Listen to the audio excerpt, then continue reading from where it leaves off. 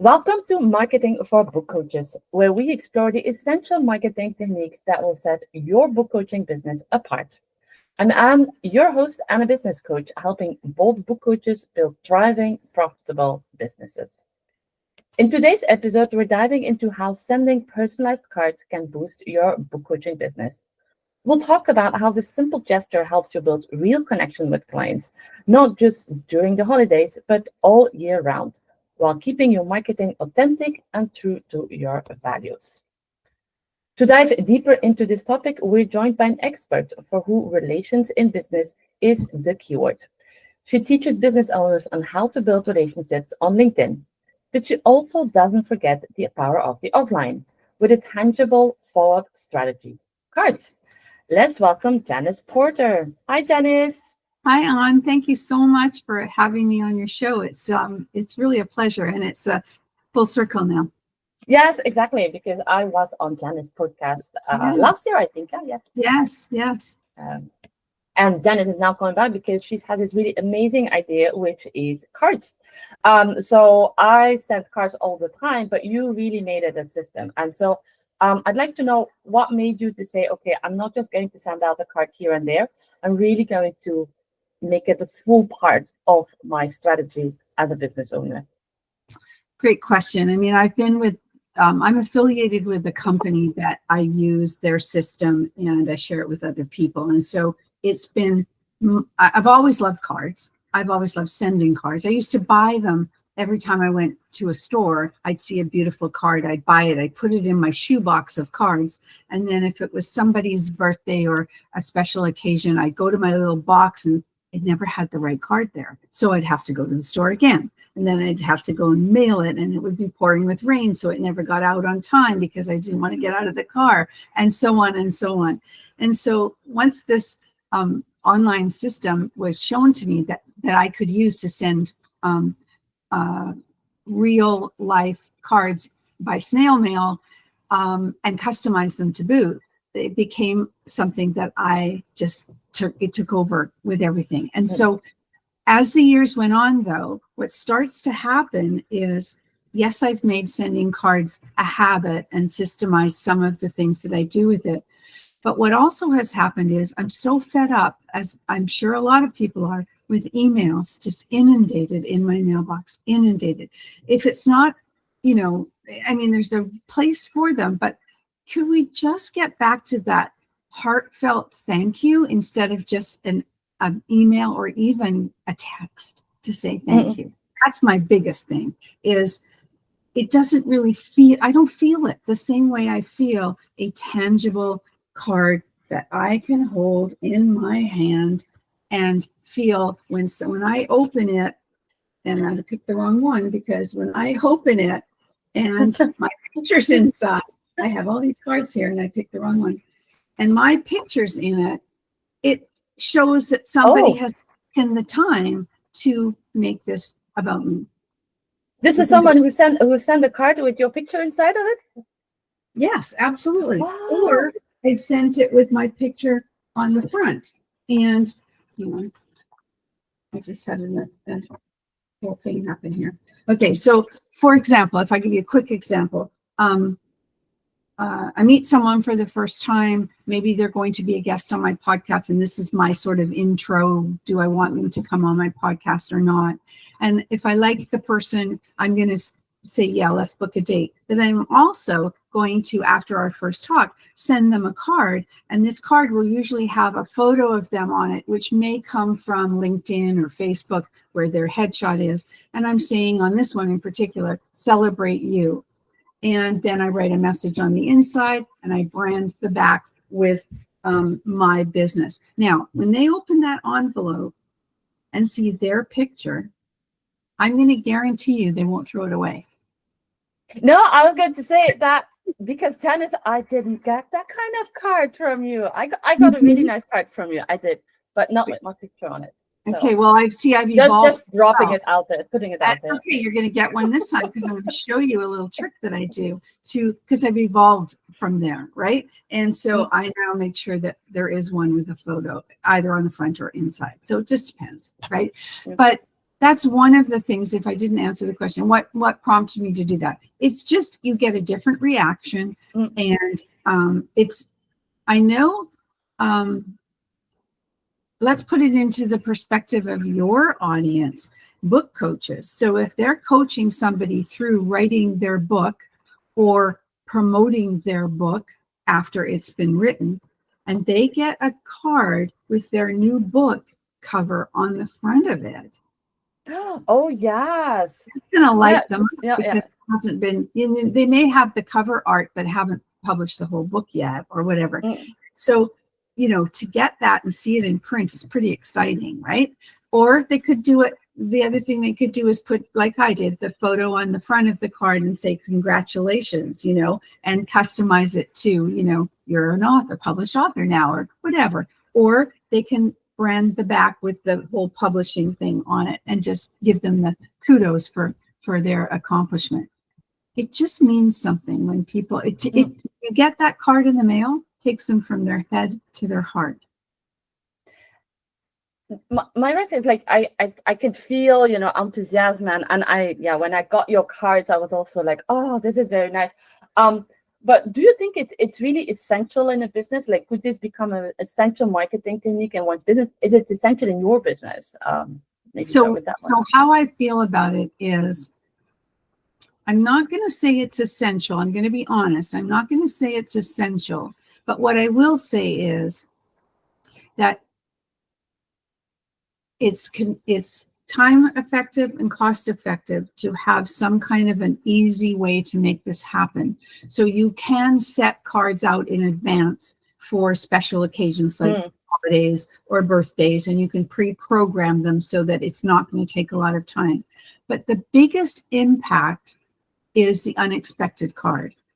So where you might get that congratulations email, a card that's been personalized is going to make, or just a card, because nobody gets cards anymore. Very few. Yeah, exactly. I mean, I'm all for card sending and card receiving, because, like you say, it really makes a difference. So that's also why I really wanted to have a conversation with you, because now, like you say, we get emails and newsletters and LinkedIn and what have you, but we don't get that tangible thing. But of course, it does take a lot of work. Like, I don't have your system, but you have to write the cards, you have to send out. So my question is more like, what has it done for your business? Like, sending this card, has it brought in new clients, old clients coming back, referrals? So this is the piece about it. So when you get that card from the person who was your book coach or your coach, life coach, business coach, your mortgage broker, your realtor, your financial planner, people that you need to stay in touch. So when you get that card and you love it and it sits on your desk or it sits on your mantle, that's a visual reminder of that person. So if that person has a system, and I don't mean necessarily my system, like the actual system, but a system of card sending where they're going to decide that part of their marketing is that 4 times a year they're going to touch their clients with a card, then they are going to be top of mind more regularly, and therefore you will find that your referrals will go up because you're top of mind with people. So a complete opposite example of that is a friend of mine who bought and sold 3 houses in 15 years because they moved up the socioeconomic ladder, and their family grew and all of that. And they were all in the same area geographically, but each time they used a different realtor because the other ones never stayed in touch.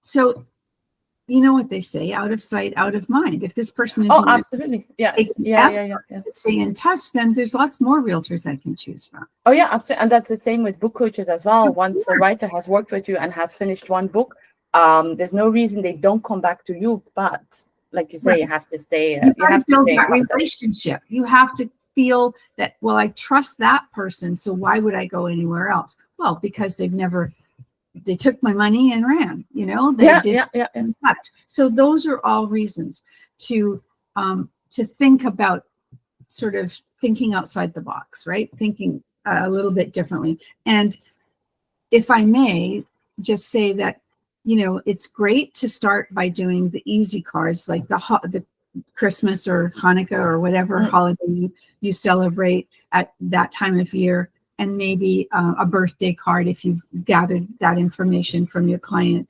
And it may be also the publishing date of their book is another like anniversary that you could celebrate. Oh, yes. Yeah. So those are things that you can start with that are sort of easily set and forgotten about once you put them in. So for example, if you wanted to send your holiday cards and you wanted to try it for this time of year, we could do those holiday cards today and set them to go out for December 2nd or 3rd or whatever. I suggest early if they're Christmas. And they can also have a mail merge feature, dear first name. So dear Janice, dear Ann. But we can also personalize them if we want to, or if we want to keep it simple, we just send the same card to everybody. And there's ways, you can that's absolutely, like you say, the most important one is that we have a system in place to send those cards. So we talked a lot about the clients, but I'm wondering, is it also as useful for leads, for example, people who have not worked with us? Yes, it is, but there's a little caveat there because, well, not a caveat, but some people are afraid to get addresses from people. And I was actually having this conversation with someone earlier today, and somebody sent me a message in reply to something I put in my newsletter last week. And she said something about she used to send cards to people that, and actually she was a publisher, I think, a book publisher, as a matter of fact, who got her clients onto people's podcasts. And she said she used to send cards to say thank you to those podcast hosts. She said, but now with the media, the way I think she's old school in her thinking. And she said, I can't get their addresses anymore. And I sent a note back saying, everybody I talk to, if I'm doing a first-time call with somebody, before the call has ended, when I built some rapport up with that person, I always ask them, would you mind if I got your mailing address? And they may look funny at me and I say, look, I just like to send cards to people. And they're fine. Oh, a card? I haven't had one of those for a long time. And they'll give me their address, or they just give it to me because they trust me.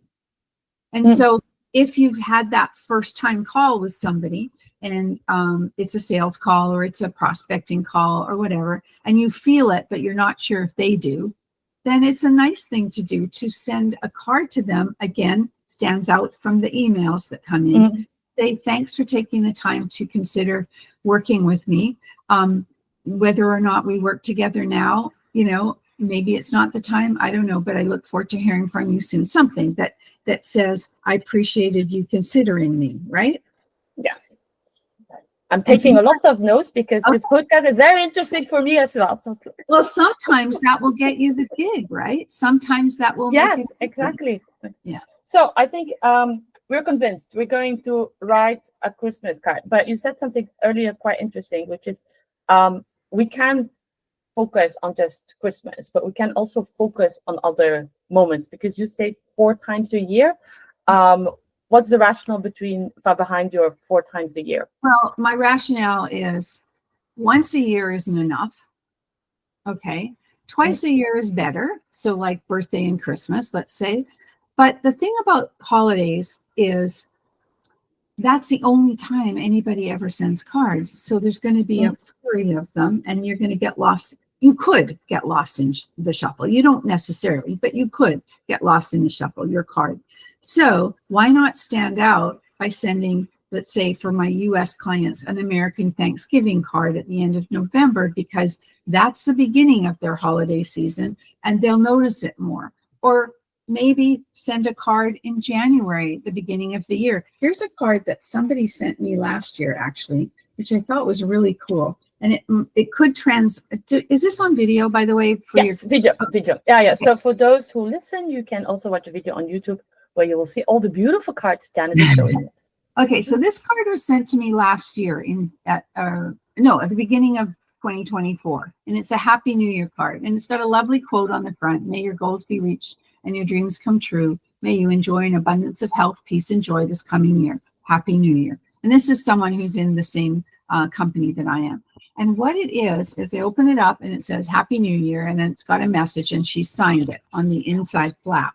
Oh, nice. Oh, this is amazing. She's put here on one page, my year in review for me to fill in, my resolutions, and my bucket list. Oh, so for those who listen to the podcast, it's a card you open, and it's like a three-part panel card. And on the back, she has branded it with her branding, which says gratitude, grateful for you, and her contact info. Oh, now, wow, to me, that this was is really beautiful. a smart card to send, because you can, right? That's for the beginning of the new year, so you can do one for 2025. That's a really cool thing. The other thing I love to do is this woman sends great cards. I'll give you one more. This was a holiday card. Do you recognize that person on the front? I don't recognize, but I feel it's no, it's like the Home Alone thing. And I thought it was him, but it isn't. Okay, it's like that's the thing. It's a Home Alone. Yeah. So this is a card with a little boy who has the same visual expression like Home Alone. Right. And it says, "We never get around to that new holiday photo taken. We never get around to getting that new holiday photo taken." And inside, she has a photo of the people from the TV show The Office. I don't know if you know that where you are. Yes, I know that series. And then it says, "So here's a photo for you to enjoy. May the holiday season fill your home with joy, your heart with love, and your life with laughter. Happy holidays from the Peterson family." And again, she's got her branding on the back. I thought it was hysterical when I opened it, but look at how beautiful she's done it. And you know, it's custom. She did it on Canva, and she put it into our system, and with like images, and then boom, it's done. And she probably sent it to 100 people. But I just think that is hysterical, right? Now, you can be completely family oriented instead, and just send a Christmas card with your family on it, pictures of your kids or your grandkids inside, and then one with the dog on the back. I mean, it's right. Yeah. So once a year, twice a year, 4 times a year, just to finish that thought that you asked me, because I get sidetracked, is I think 4 times a year means that you touch them once a quarter, hopefully, but maybe not if you're doing birthday, because sometimes it could come and in the same month as another card. But 4 times a year is not too much, but it's just enough to be remembered, right? And there, you can do so much with it. Like if it's Valentine's Day is a great time to send a card, because you can say, "I love my clients," or "I appreciate my clients," and put a big heart, in it. And and maybe you're having a Valentine's appreciation package for them. You could put a QR code inside that leads to your Valentine's sale or Black Friday sale or whatever it is that you want to do, and it can go to a page on your website with a new offering or something. So there's I do think though that the best, and I'll say it again, the best cards are the unexpected ones, on top of the ones that you plan out. Yeah. So if you take this in, like the expected one could be, okay, start writing your Christmas cards. Especially I think if you lost that habit of sending cards, I think Christmas is great. Like people will willingly, like in my case, they willingly give their address when I say, "Oh, let's send a Christmas card." And then little by little, like you say, you can build up. Like since Valentine, I really find that an amazing idea to send a card on Valentine's Day, and then little by little, you build it up.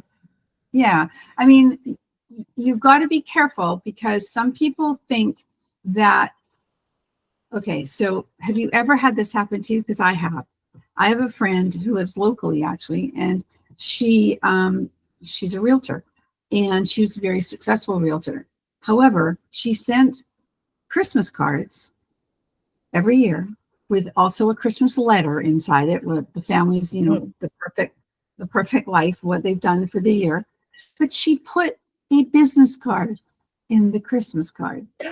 That was going to be my next question, Janice. Oh, really? Okay, we want to send that card, great, but what do we put in and how do we make it, like you say, people don't cringe when they get their card because like, oh no, she wants me to sell her full year package to write about. So really, really think about when you're sending the cards. If it's somebody's birthday, are you going to pitch them on the back of the card? Or are you going to put birthday candles or a picture of you with, an emoji of you with a birthday cake?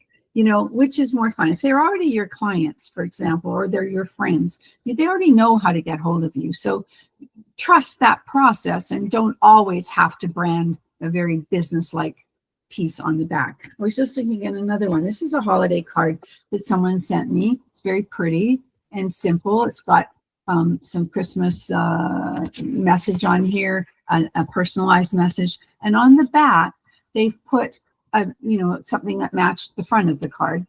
And then up here, one of the options that we have in our system is you can put your address and the return address and the person you're sending it to's address in the card as well, which means that if they save their cards and throw the envelopes away, they've got your name and address as well. But I tend to take that off and make it more custom on the back. I'm just trying to find another one. This is another holiday card. This is another version of that 3-panel card. So this one goes this way, and it's all about their family. Oh. One question, because like, for example, I'm not one to write out this kind of family-based messages. No. Is it still okay to just send out, like you say, a heartfelt message of like, oh, congratulations for what you did with the book? Or, Absolutely. So I usually, there's a couple of cards here I wanted to share with you. So for my podcast, did you get something like this from me? Yes, I think I got that one. Yes. Yeah. So it's a thank you for being on my podcast. This is a blank one. I like to put the color, my color there, and then my podcast piece on the back. But I would put your picture inside or an image, or a screenshot of us on the podcast.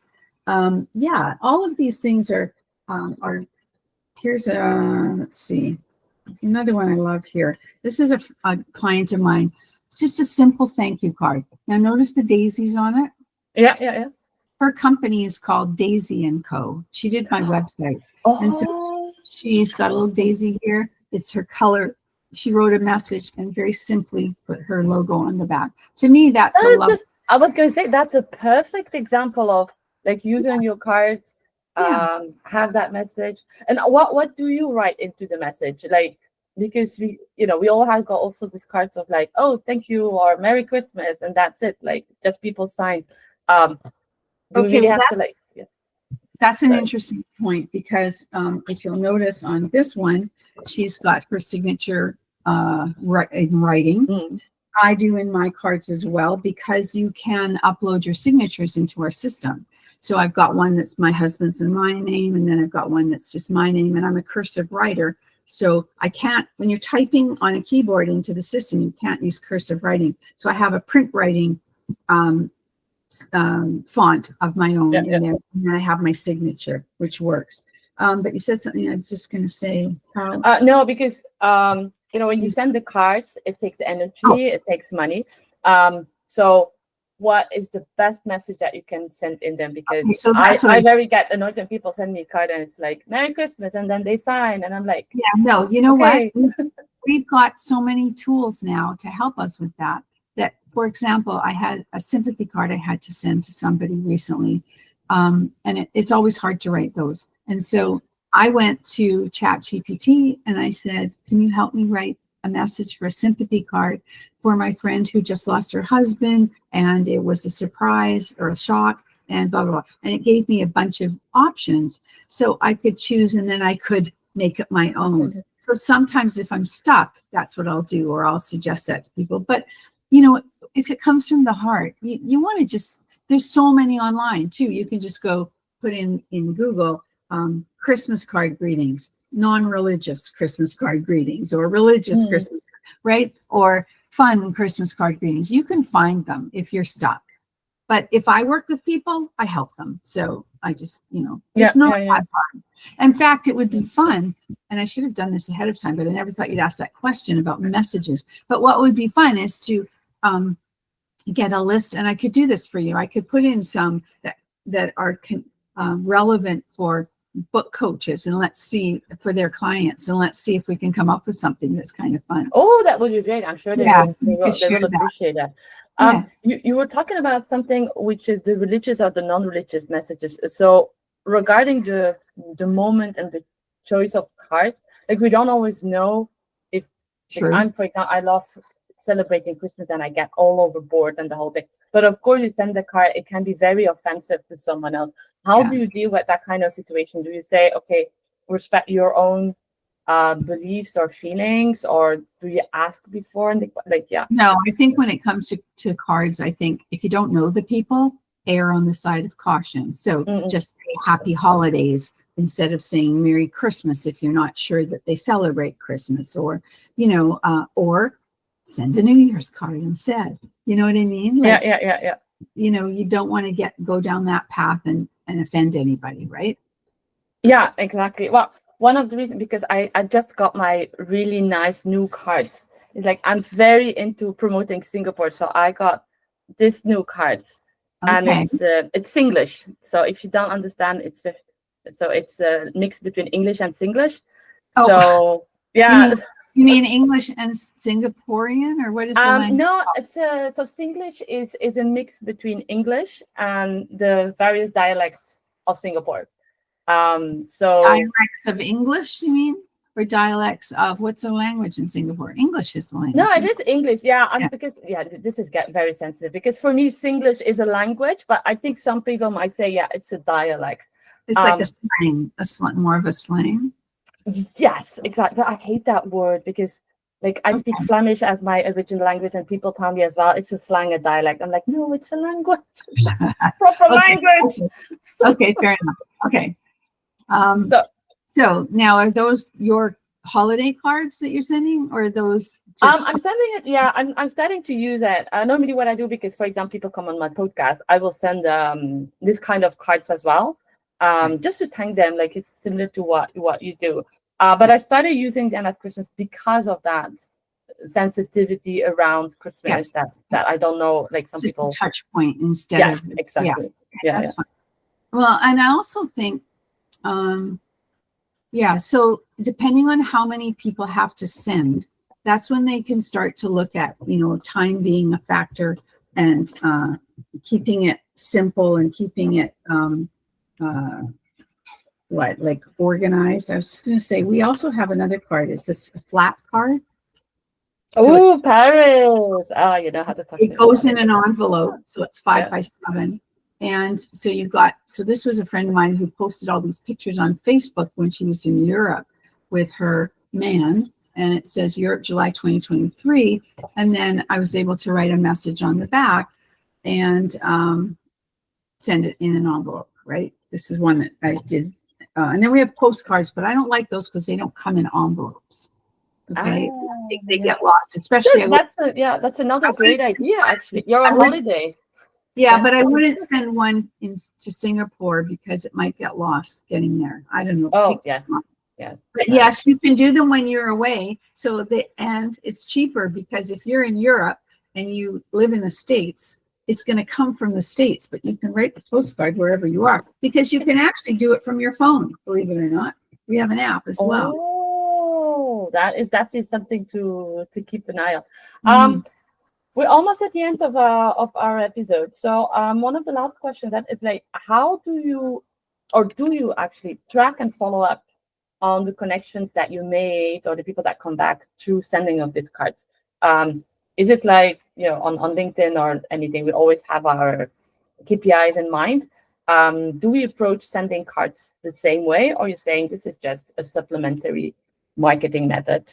That's a good question. I think there's two kinds of cards to answer that question. There's marketing cards where we want to keep track, and it's part of that marketing cycle that some people have mentioned realtors before, and the good ones, they do. They look at how many touches they have for their clients within, say, a quarter. And I'm sure, we could all take note from the good ones in that regard, because they may say they send a card, then they send an email, then they phone them, then they, like they do all these touch points.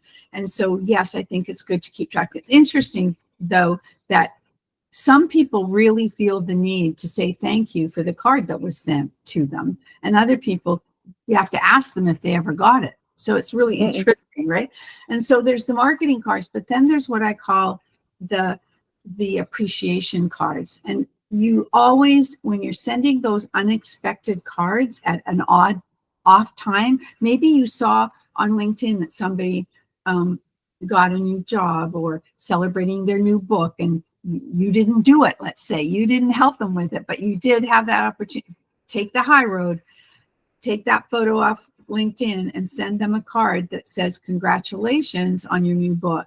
And they're going to be impressed by that. So those are the cards of appreciation that you send out to give, but never expect anything in return. And you can be, those are the ones, things come back, law of reciprocity. Yeah, sometimes you just send out things. It can take such a long time before people are ready to take that step. So it's one of those methods you just send out. Like you say, it's giving, because I love writing cards as well. So I think it's just, like you say, you give, and then you see what comes back on unexpected ways. Yeah. And one more thing on that, in that if you have a lot of US clients, for example, it's going to be faster for them to get the card from a US system than from Singapore. Oh, yes, exactly. Well, it depends, sometimes I have people, they get the card in 4 days, sometimes 4 months. I never know. Yeah, fair enough. But thank you so much, Janice. This was such an interesting conversation. So before we wrap up, you have an ebook that you are offering to anyone, which gives another 6 strategies to build relationships. Can you tell us a little bit more about that? So it's on my website. It's 7 steps to a successful business. And what I've done is I've broken those 7 steps down and given an action step at the end of each one. And one action step, because you know that I'm a LinkedIn trainer as well. And one action step is about LinkedIn, and the other action step for each of those is some kind of follow-up tool, and it's mostly to do with card sending. And so I think that your audience would find some inspiration, perhaps, in the ebook. It's not that long, but it's I think it's practical, and I'm all about something that will give you building relationships. Yeah. The link will be in the description, so no worries. Yeah, you don't perfect. have all it's the on my links website, and I love to hear from people as well and see if they enjoyed the episode. So, yes, absolutely. Feel free to reach out both to me and Janice. We will love to send you a card. I have the great cards with Singlish. Yeah. That will change your mind. Absolutely. So, and that's the end of our episode. Today's episode highlights the importance of sending cards. So, as Janice told us, cards, they are the one tool that can help you to get referrals, because it is such an unexpected way of keeping in contact with your clients and your potential leads. Thank you for tuning in. If you are ready to craft a marketing plan that drives client growth without the overwhelm, check out my free training designed specifically for book coaches. You will find the link below to get started. And remember, while everyone else is stuck in their inbox, you're the one showing up in their mailbox. Who says snail mail isn't still in the race? Thanks for listening, and I'll see you next time. Bye-bye.